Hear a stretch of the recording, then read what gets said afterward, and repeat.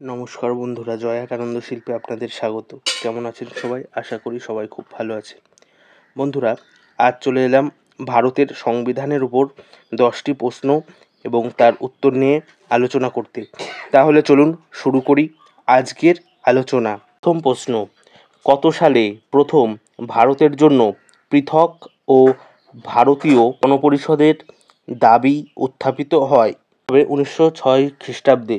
Number 2, কে 1922 সালের 5ই জানুয়ারি ভারতীয় গণপরিষদের অপরিহার্যতা ও অনিবার্যতার কথা দৃঢ়ভাবে ব্যক্ত করেন? এর উত্তর হবে মহাত্মা গান্ধী। কোশ্চেন নাম্বার 3, কত সালে ইংল্যান্ডের কমন সভায় ভারতের কমনওয়েলথ বিল উত্থাপিত হয়? 1925 খ্রিস্টাব্দে। কোশ্চেন নাম্বার 4, কার উদ্যোগে ইংল্যান্ডের কমন সভায় ভারতের কমনওয়েলথ বিল উত্থাপিত হয়? শ্রীমতী অ্যানি বেসান্তের উদ্যোগে।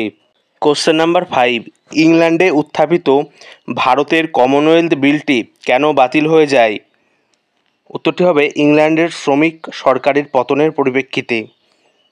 কোশ্চেন নাম্বার 6, ভারতের সংবিধান প্রণয়নের ব্যাপারে প্রথম সংগঠিত পদক্ষেপ গ্রহণ করা হয় কত সালে? উত্তর 1928 সালে।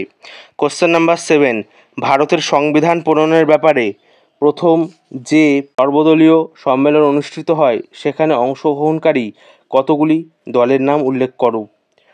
এখানে সমসাময়িক সমস্ত রাজনৈতিক দলে ছিল। প্রধান রাজনৈতিক দল যেগুলি, সেগুলির নাম হলো জাতীয় কংগ্রেস, সর্বভারতীয় হিন্দু মহাসভা, সর্বভারতীয় মুসলিম লীগ, কেন্দ্রীয় খিলাফত কমিটি, ভারতীয় খ্রিস্টানদের সর্বভারতীয় সভা, দিল্লির সর্বভারতীয় liberal federation, states people's conference প্রভৃতি দল। কোশ্চেন নাম্বার 8, কোন রিপোর্টকে সর্বদলীয় সম্মেলনের ফলশ্রুতি বলে উল্লেখ করা হয়? মতিলাল নেহেরু কমিটির রিপোর্টকে। কোশ্চেন নাম্বার 9, ভারতীয় সংবিধানের প্রথম বিস্তারিত খসড়ায় কোন কোন দেশের সংবিধান অনুসরণ করা হয়? ভারতীয় সংবিধানের প্রথম বিস্তারিত খসড়ায় অনুসরণ করা হয়েছিল কানাডা, অস্ট্রেলিয়া, নিউজিল্যান্ড প্রভৃতি দেশের সংবিধানকে। কোশ্চেন নাম্বার 10, ব্রিটিশ সরকার কত সালে শ্বেতপত্র প্রকাশ করে?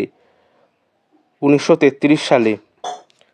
বন্ধুরা, আজকের মতো এতটুকুই। কেমন লাগলো আজকের পর্বটি অবশ্যই মন্তব্য করে জানাবেন। যদি ভালো লাগে অবশ্যই ভিডিওটি লাইক করে শেয়ার করে দেবেন বন্ধুদের সঙ্গে।